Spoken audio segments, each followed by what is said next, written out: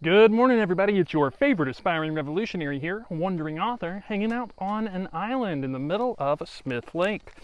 And today we're going to continue our discussion of wealth, power, and its tendency to concentrate by examining what happened after Caesar won the initial civil war of the late Republic.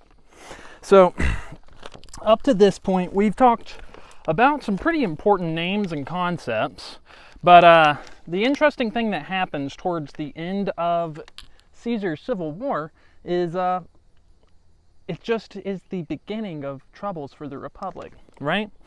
So Caesar establishes a dictatorship that lasts for about 10 years.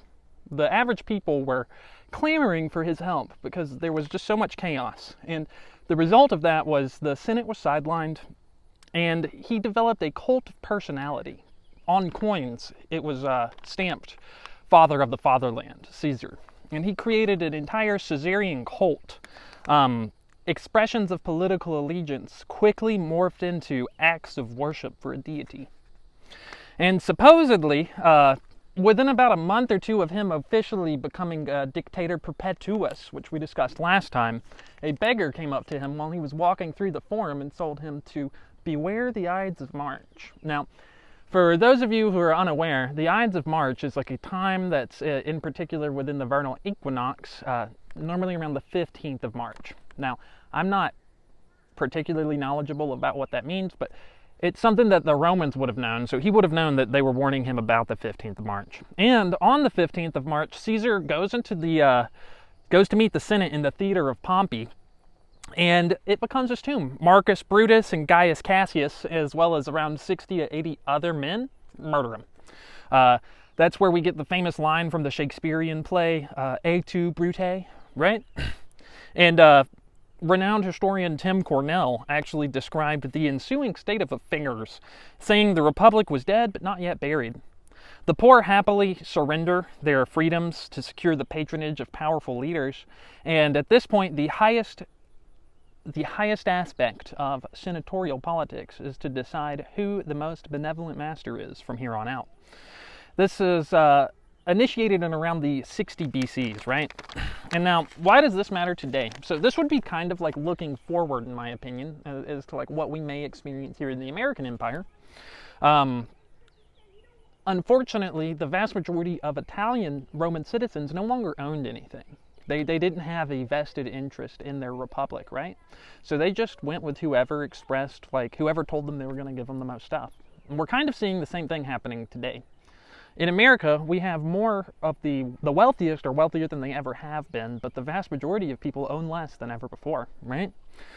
We actually just recently surpassed Gilded Age level inequality, which is worrisome because what happens is you end up with when you have the majority of a populace who has no interest in the country, what do you think happens to that country? It dies. If people don't own anything in a nation, they have no reason to fight for it, to uphold its ideals, right? And after Caesar seized power and then was killed, sides immediately began to coalesce. Mark Antony and the Caesarians were on one side. You're probably familiar with Mark Antony's name. And then Cicero, which is another name you might recognize, and the conservatives formed the other side. Now, despite lacking a legitimate heir, Caesar had named an adoptive son. At the time, he was known as Gaius Julius Caesar Octavianus, but to us, in the modern era, we know him as Octavian. At first, Octavian allies with Cicero in the Senate, and he forms an army and takes him to war against Mark Antony and the other Caesarian leaders, right? But the issue is he is Caesar's heir in name, and his soldiers are more loyal to Caesar, even though Caesar is dead, than they are to the Senate. So they start to get a little antsy, and eventually Octavian decides that he's going to seize power for himself. In July of 43 BC, which is a few years after Caesar was killed, Octavian seizes power in Rome, displaces the Senate, and officially seals the demise of the Republic. He partners with Mark Antony and Marcus Lepidus, who's the commander of the Gallic legions, to form what's known as the Second Triumvirate. So, within a few years of Caesar seizing dictatorial power, he's killed, and another civil war begins, which is replaced again by the second triumvirate, echoing the first, which was formed by Caesar, Crassus, and Pompey. So at this point, the Republic is dead. There is no more democracy. And the vast majority of the propertied classes no longer have any allegiance to the Concordia Ordinum because they are not represented by the Senate.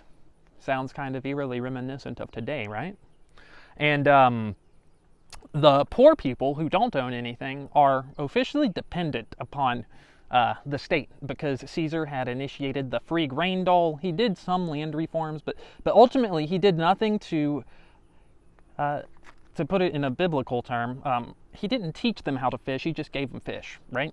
So they were still dependent on the state, and whoever was in control of the state was going to have the people's support. Now, there's definitely more to discuss upcoming. We're going to talk about the establishment of the Principiate, which is the marks the official beginning of the Roman Empire, ending the Roman Republic era.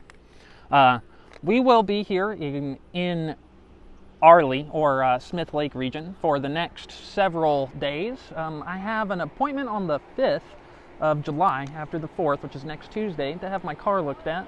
Now, since it was able to drive all the way from Evansville without really any issues, other than the batteries kept dying, I got a feeling that it won't take too long to repair it. It's probably a simple part, not one that I can find. And once that gets fixed, then we will begin our trip. Voyage, more like it, up to Michigan to finally record our song. I've got some snippets of it on my social media if you want to check that out. Haven't came up with a name yet, but I kind of like talent belongs to the virtuous. May come up with something else using the word arisen, though.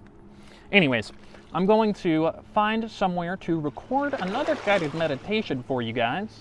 And I hope to record another snippet of a song on the dock, so I kind of have the aesthetics of the lake in the background here. Next time, when we're discussing the pride, power, and decadence of the late Roman Republic, we will go into the second the second triumvirate and the actual dawn of the imperial age, an Augustan era, as Roman historians have been known to say.